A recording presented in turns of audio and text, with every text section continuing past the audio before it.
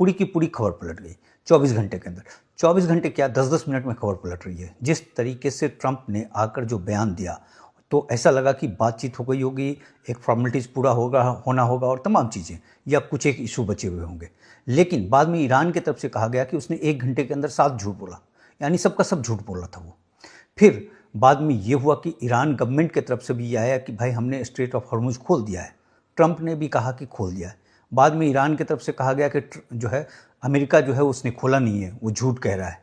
और उसके बाद फिर जिस तरीके से भारत के 2 शिप पे हमला किया गया जो है ईरान के नेवी द्वारा, और जो बातचीत हुई उसमें नेवी ने कहा कि हमें नहीं मालूम एमईए क्या बोलता है उनका। तो यानी वहाँ सरकार और सेना के बीच भी कोई तालमेल नहीं है। तो पूरा का पूरा खिचड़ी हो रखा है इस वक्त। लेकिन इसका परिणाम ये है कि स्ट्रेट ऑफ हॉर्मुज बंद हो गया। और दूसरी बात की जो डील वाली बात है वो अधर में लटक गई है, चूँकि ट्रंप की तरफ से ये कहा गया है कि अगर हो जाता है मंडे ट्यूसडे तक का समय है, नहीं होता है तो वेंसडे को बम्बार्डिंग शुरू हो जाएगी, यानी लड़ाई फिर से शुरू हो जाएगा।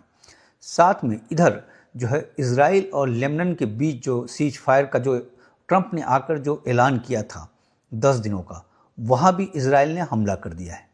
तो सब कुछ जो है वो सब पलट गया। कोई भी चीज़ इस समय तक है नहीं, जहाँ थे हम लोग उसी जगह पे आकर खड़े हो गए हैं। साथ में ट्रंप का एक बयान आया कि ईरान उसे ब्लैकमेल नहीं कर सकता, जबकि ईरान की तरफ से भी कहा गया था कि वो यूरेनियम देने वाली बात है ही नहीं। जो ये कह रहे थे कि हमें यूरेनियम दे देगा और तमाम चीज़ें, सबका सब झूठ।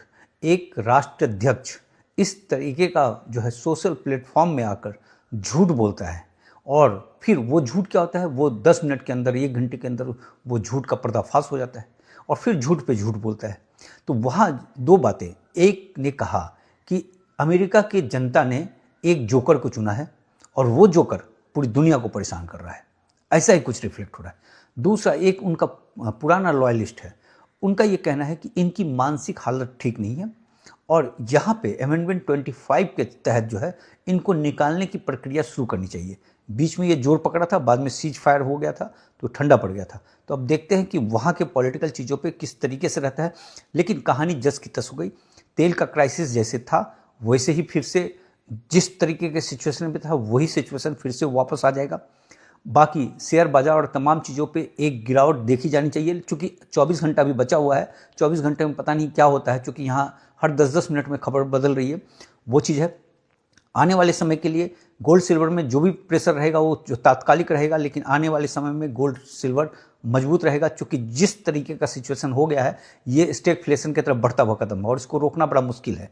ये एक लग रहा था कि अगर सीज फायर हो जाएगा और जिस तरीके से स्ट्रेट ऑफ हॉर्मुज खुला था तो स्टैगफ्लेशन से कहीं बच जाए, लेकिन अब जो सिचुएशन है इस वक्त, अब 24 घंटे के बाद क्या होगा पता नहीं, इस समय जो है वो एक खतरा मंडराते हुए दिख रहा है।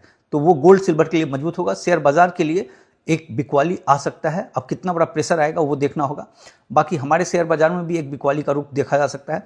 तो जैसा है, बिकवाली से तो हम लोग डरते नहीं हैं। बिकवाली मतलब कि एक खरीदने का जो है एक बढ़िया अपॉर्चुनिटी मिलता है वहाँ पे,